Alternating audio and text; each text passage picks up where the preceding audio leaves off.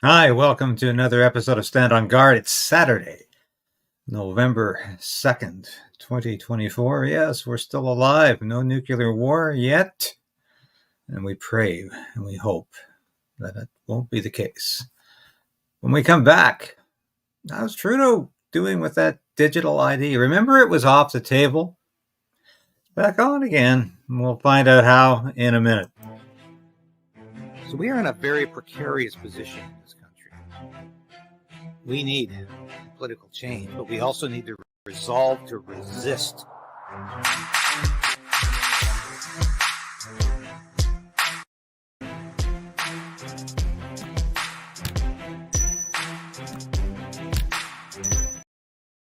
Yes, please like the station. I know a lot of you are sharing it with your friends and family. Certainly need that right now. It's a difficult time, especially on the verge of the U.S. election. We're all being suppressed, censored, certain words we can't even use. Even during the broadcast, it's really getting ridiculous.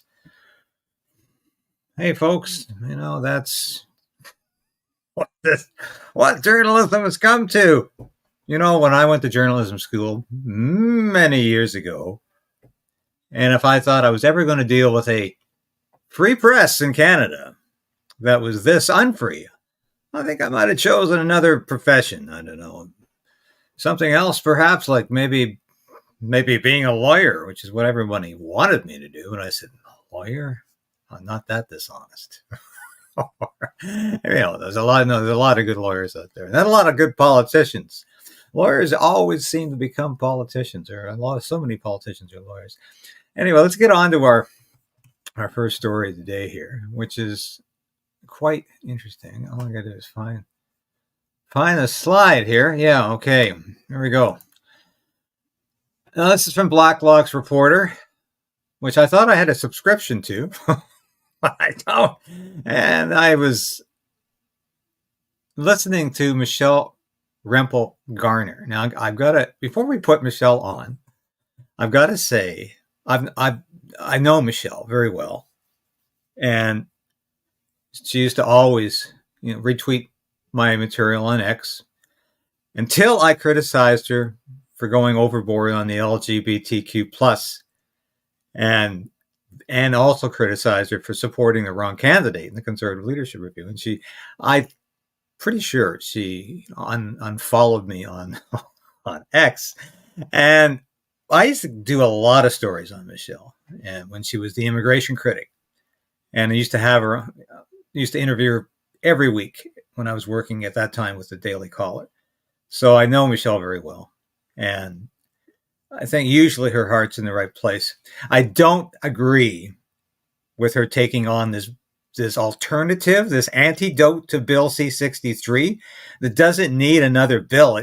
This bill needs to be killed, the free speech bill, the censorship bill, C-63, the Online Harms Act, doesn't need a replacement. It needs to be killed, because anything in that bill that pretends to be protecting women or children already exists in the Criminal Code of Canada, and Michelle Rempel knows that. But anyway, she's also on the bandwagon for digital ID.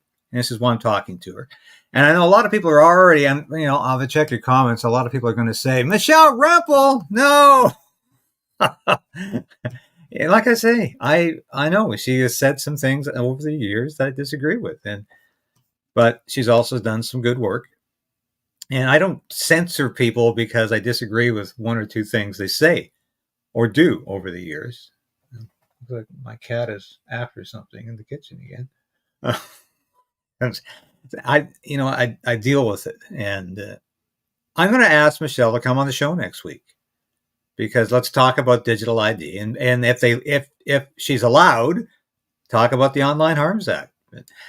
Hope maybe she'll say yes. It's been a while.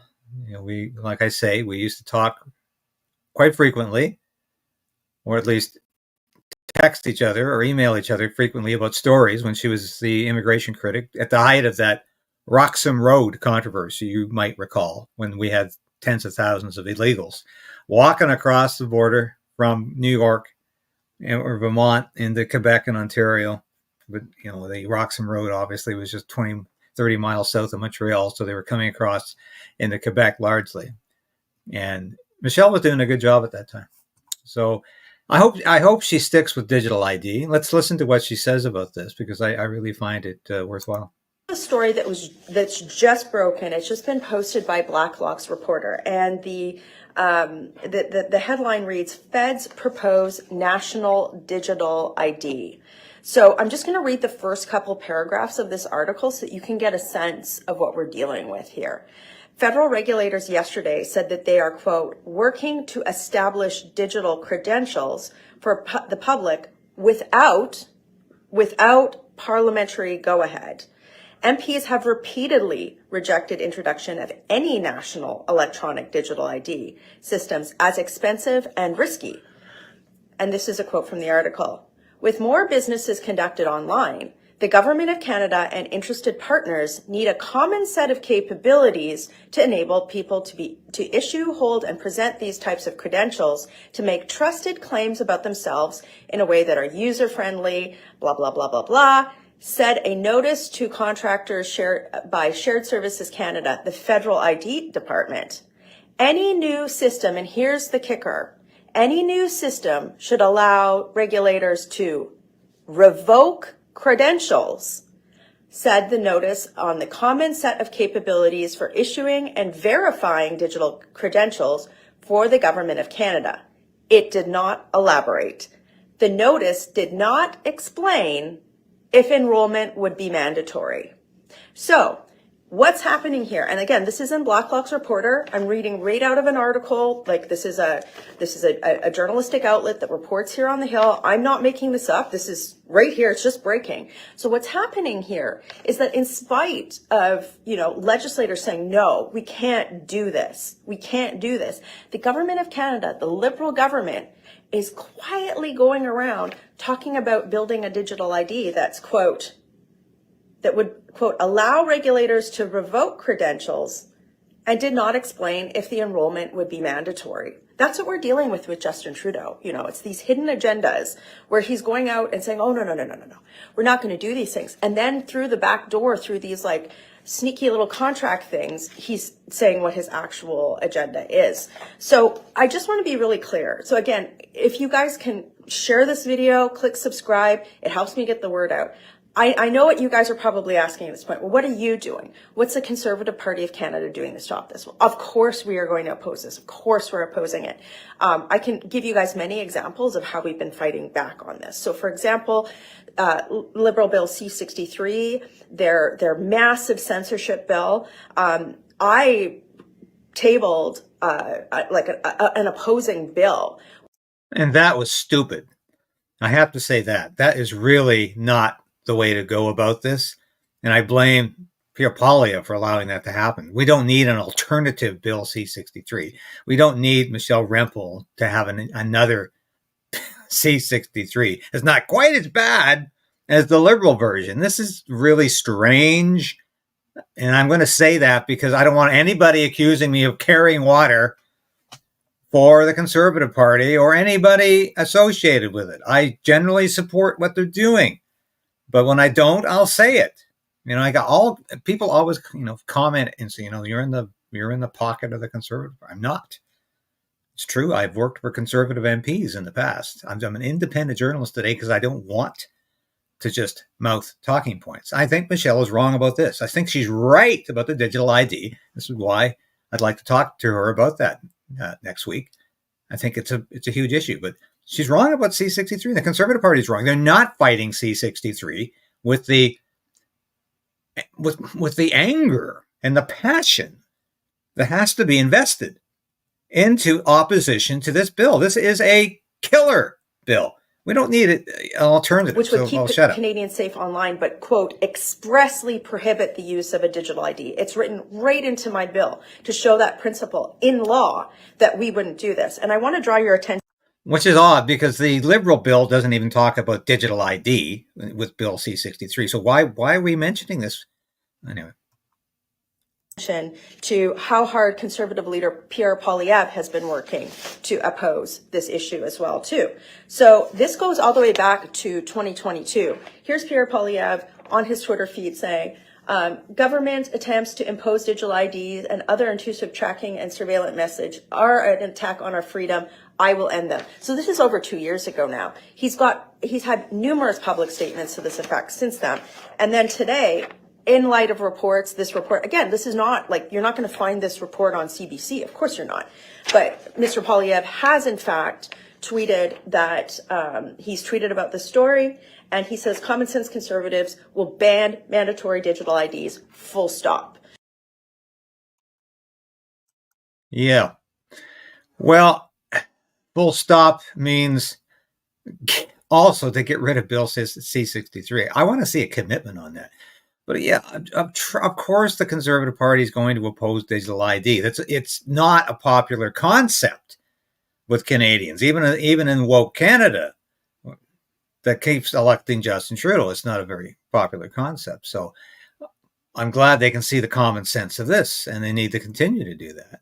And let's face it, this is a dangerous step. And of course, it is completely in keeping with the globalist agenda as enunciated by the World Economic Forum, and of course others as well who are associated with this. This is a very dangerous piece of legislation.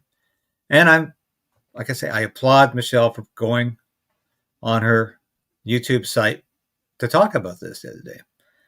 And I'm just reading some of the comments. Well, thank you, Barry. Yeah, I love this comment. Good morning, Sir David. Thanks for your hard work. Well, thank you very much, Barry. I appreciate that because I get a lot. Like I say, I'm not here to tell you what to think or how to vote. I realize a lot of you viewers are completely opposed to the woke ideology that we're confronting every day.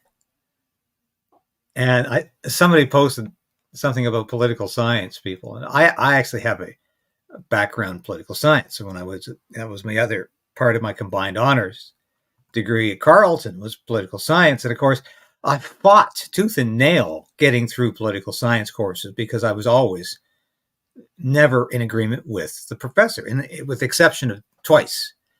I had two professors there who were Tom Darby, who was a fantastic prof there, and I'm trying to think of Conrad Wynn, who founded Compass Polling. He was my first year political science professor many, many years ago, and he was always a small C conservative and always fighting the Marxists in the political science department. But so all political scientists don't want to control you. It's a lot of them do, though. So let's get to some good news here. And I think that's Danielle Smith. If you had a premier in Canada that you really said is doing not a bad job at all, doing a great job, and I've known Danielle, as I said, from our days at the Calgary Herald. She was a good reporter, and she's an even better premier. I don't always agree with Danielle. I agree with her most of the time, and I think she's been courageous most of the time. And what she's doing with gender ideology, people say it's not enough. She's not going far enough.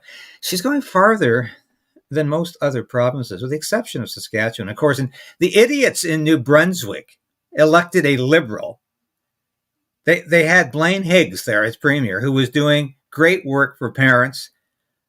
The half-wits, and I'll say that. If you voted Liberal in New Brunswick, you're a half-wit. You voted so your kids can continue to be wardens of the state. And that was a pretty dumb way to vote. But that's your choice. If that's what you want, you go ahead. You're going to pay the consequences in New Brunswick for that. But Danielle Smith is going forward with a plan that's about parents. It's about you, not they, them.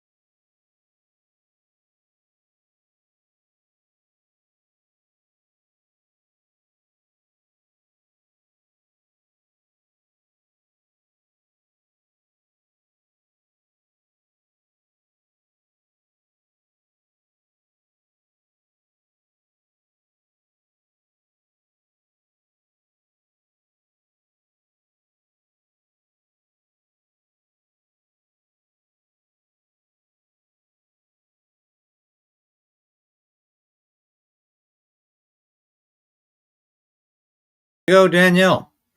Like I say, I've known Danielle for over 20 years, and I think she's probably the best premier in Canada. I think Scott Moe's doing an excellent job as well. I think the worst premier in Canada is probably David Eby, who unfortunately just got reelected with a majority government in British Columbia. And I say, how much punishment does one province have to take before they turf these people out? It's absolutely outrageous. But I think Danielle Smith listens to her constituents. I think she listens to people, unlike a lot of premiers in this country who aren't listening to Canadians, to the citizens of the province. So congratulations. I love the response. And it's really incredible, and no, this is the former health minister going on about abortion as usual. But there's Randy Boissonneau. And I have to, Randy, of course, the employment minister, the member of parliament for Edmonton Centre. This is the guy who's always feeling so persecuted. He's always being the subject of hatred. This is also the guy who appeared to be a lobbyist for his lobbying firm at the same time he was a cabinet minister. And that, of course, will haunt him for the rest of his days in the House of Commons, which I hope are very few. He should not be in cabinet today. There's absolutely no reason for that. But here's Randy, of course. And you remember when Danielle Smith first talked about this legislation, Randy was up there in a news conference saying, my God, I was up all night talking to transgender kids. Yeah, I'm sure you were, Randy. And if you were, I really wonder about that. And that gives me cause for concern. He says, today the Premier tabled horrendous legislation, excuse me, and said that she knows better than doctors. Oh, really? No, she didn't say that. And doctors are increasingly saying having a sex change at 10 years old is a bad idea. She understands kids better than their own loving parents. No, the parents. This is how twisted, distorted the Liberals are. The parents understand their children better than you do, Randy. Better than the Liberal government does, better than the school board does, better than the teachers do.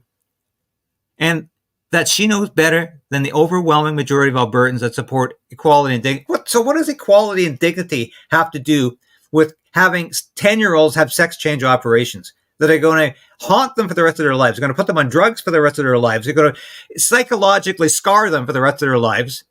And in most cases, they regret doing it. So don't give me your BS, Randy, that you're a BS master. Premier Smith is wrong, Randy continues, and we have seen similar legislation lead to increased suicide rates for queer kids. Bull crap. Bull crap. This is such nonsense. There's more suicide from kids who are being subjected to this gender ideology, who are being confused, and then are having sex change operations, which they have remorse for. And that's triggering depression, which could trigger suicide. So don't give me your you just parrot information. There's no facts to back this up, Randy. We need every Albertan who believes in safety and equality to stand up. Well, they are standing up. That's what Danielle Smith is standing up for, safety and equality. Sex change operations for 10-year-olds are not safe. Equality means parents have some rights too. We need to write our MLAs. Go ahead, write your MLAs. We need to make our voices heard. Go ahead, you make your voice heard as long as I can make my voice heard, because I have a personal interest in this. I know exactly what the schools have done to kids because I've experienced this in a personal way. I won't go on anymore. I've mentioned this in the past.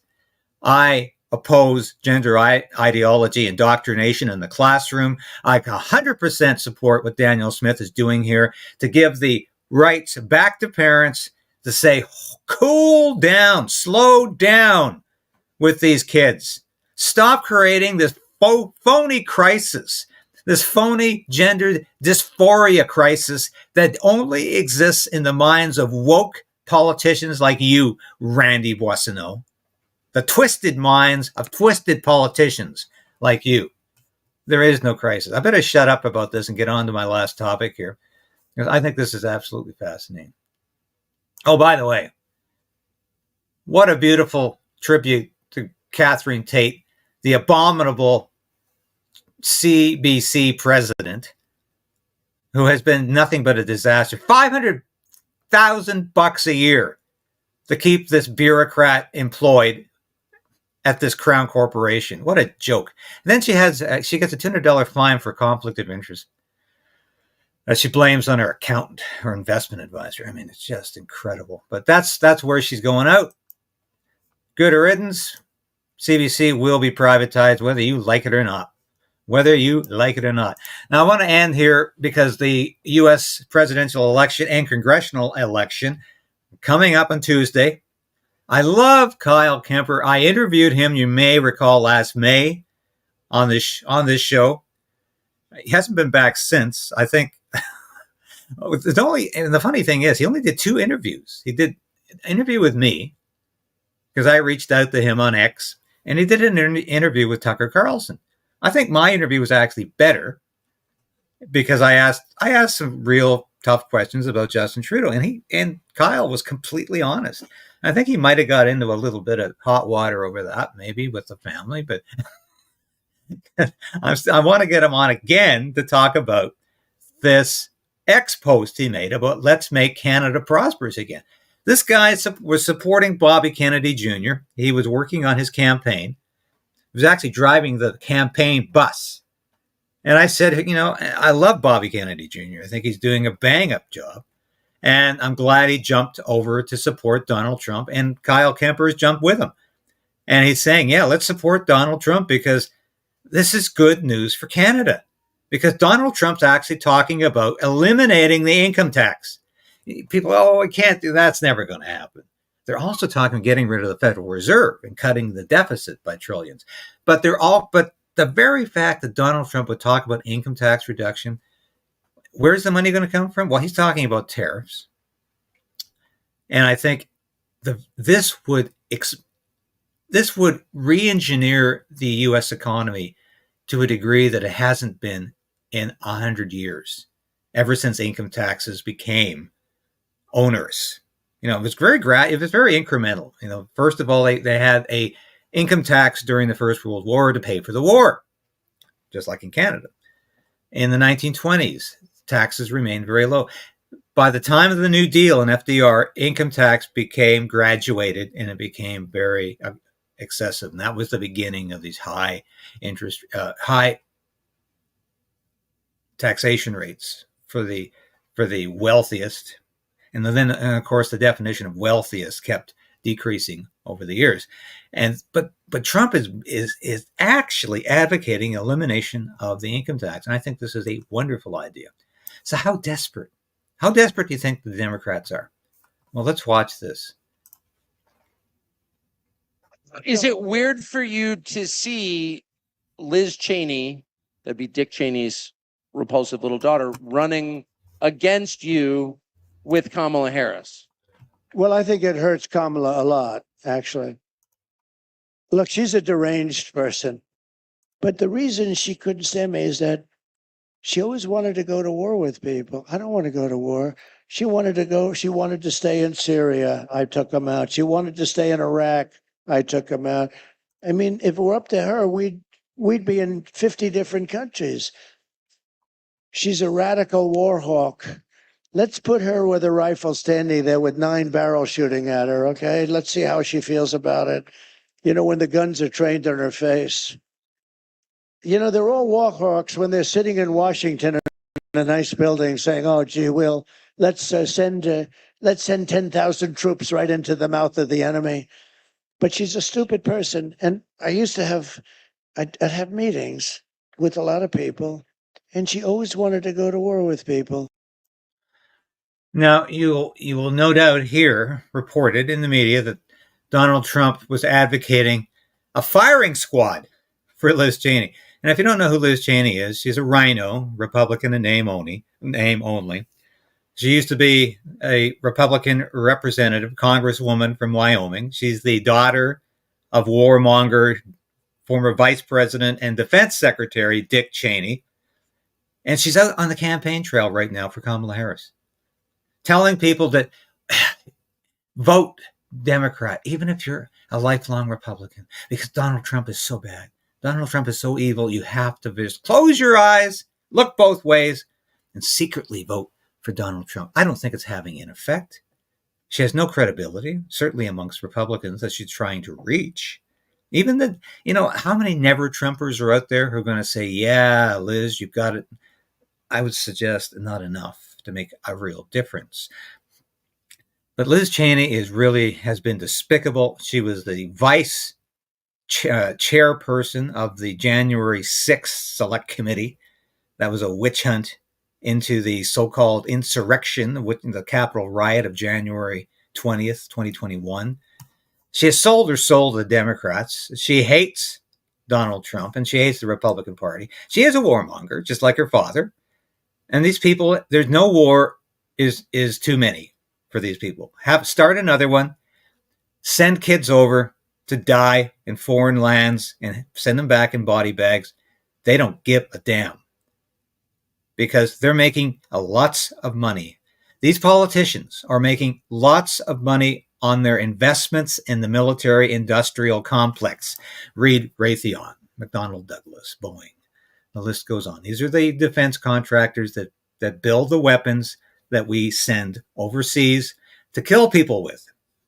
And of course, we have to replace those weapons on a regular basis. That's all weapons are used for. Weapons have one purpose alone, is ultimately to be used to kill people. And when you use them for that purpose, you have to make more. And it's a constant thing. You have to constantly replenish the supply. And that makes more money for the munitions manufacturers, and it makes more money for the people who have invested in them. And I tell you, Dick Cheney, I can't take the man seriously. I can't take any of these people seriously because war to them is not about security. War to them is about profit. And I'll say that as many times as I need to say it. And I remind you, I'm an ex-Air Force guy. I spent a large part of my career in the military. Proudly, I was overseas. So I'm not some bloody peacenik. But God, I don't want wars fought just because people are making money off them and to see young people killed. I could go on about now, yeah, we got to keep fighting. We got to keep fighting, even though the Cold War is over, even though we ended the Cold War, even though communism is no longer a threat. We got to keep fighting just because we have to keep fighting. And I don't have to worry about it because I'm too old to be enlisted or drafted or to be called back as an officer in the Canadian Armed Forces. I could say that, but I'm not going to say that because I don't want people to die needlessly in foreign wars simply because I think it's a good idea, simply because I think it's good for the defense contractors. And when you do that, of course, you get the support from the rally round the flag people. And that's always why these people like Liz Cheney and Dick Cheney, who are voting for Kamala Harris. Would you ever believe Dick Cheney would be voting for Kamala Harris, who is really a Marxist? Here's a lifelong a lifelong anti-communist like Dick Cheney voting for Kamala Harris. Why? Because it's profitable to do that for him. He doesn't care about her politics, beyond the fact that she's committed to keeping the wars going. If you have a chance, read my latest in Human Events. And this is coming on Tuesday. And I bring this up, and if you don't think the U.S. election is important, it is damn important. Because what happens in the States affects us immediately.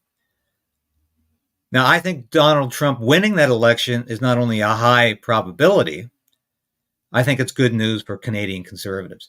But my frustration, folks, and I'll say this again, and read this column, and I outline, I think, why the choice is quite simple for small c conservatives or libertarians or independents in the United States, or real Republicans for that matter. Kamala Harris represents the end of America. She represents more illegal immigration. amnesty for the tens of millions of illegals that are in the United States and no deportations. Trump is at least saying he is going to deport en masse these immigrants who have illegally been brought into the United States, flown across the nation, set up in housing that American citizens can't access or afford, given free health care that American citizens don't have access to, given free education that American citizens can't get, and of course, free lawyers so they can stay in the United States and fight deportation. It is such a scam. Donald Trump saying to stop that. That's just one issue. Just one issue. Kamala Harris would be an unmitigated disaster. And I say in this column, yes, we've been saying that for decades. Every Democratic nominee is the worst, is the most far left, is it just completely unacceptable. Ever since George McGovern in 1972 against Richard Nixon, the senator from South Dakota, who was so far left on the issues. Even today, he'd be considered far left, but he was so far left in 72, he was completely obliterated in the 72 election by Richard Nixon, one of the largest landslides in history that year for Richard Nixon and the Republican Party, because Americans said, no, George McGovern does not reflect our beliefs, our values, our politics.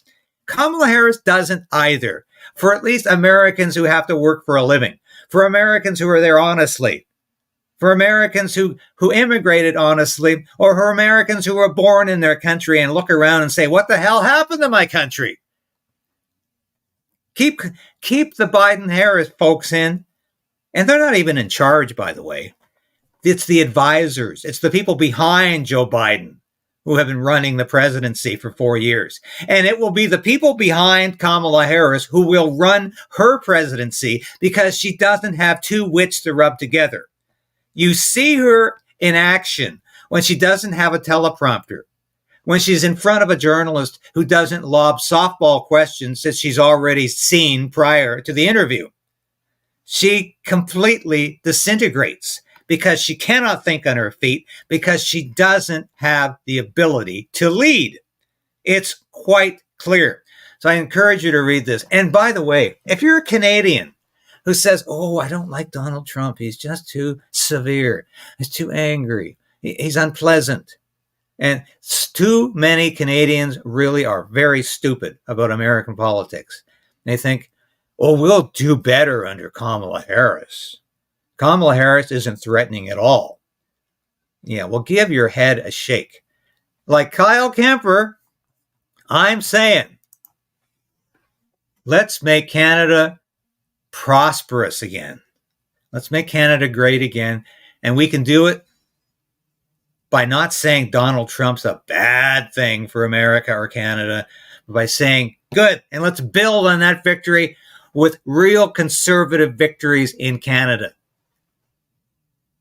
And I'll end it today by saying this, and it's been a good week, been a struggling week actually with the ratings, because I've been fighting censorship and suppression all week.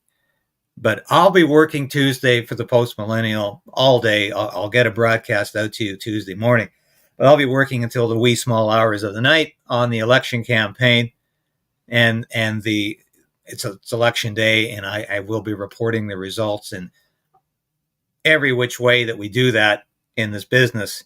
So I'll be very, very busy Tuesday. I hope we have some good news. I really, really do, because I was very disappointed in 2020. I think there was definitely some funny business going on. I won't say to what degree I believe that, because that will get me in trouble here. But I think a lot of you would agree that there were some problems in that election that I think we might not see to the same degree on Tuesday, November the 5th. Thanks for watching. I've gone way over time. We love you. And God bless you. I'll be back again tomorrow, it's Sunday. Have a great Saturday and have a great weekend. I'm off for the rest of the day. I'm going to put a Substack together, though. Never really off entirely. Want to write about, I don't know, maybe digital ID. Keep fighting, folks. Keep believing that you can make a difference. Keep believing that what you say and do does matter. And keep believing that we can continue to resolve to resist. And it's not just a slogan here. It's a way of life. It's a way of combating woke ideology and the craziness out there. So I'll be back again tomorrow. Thank you for joining me today, and I'll see you soon.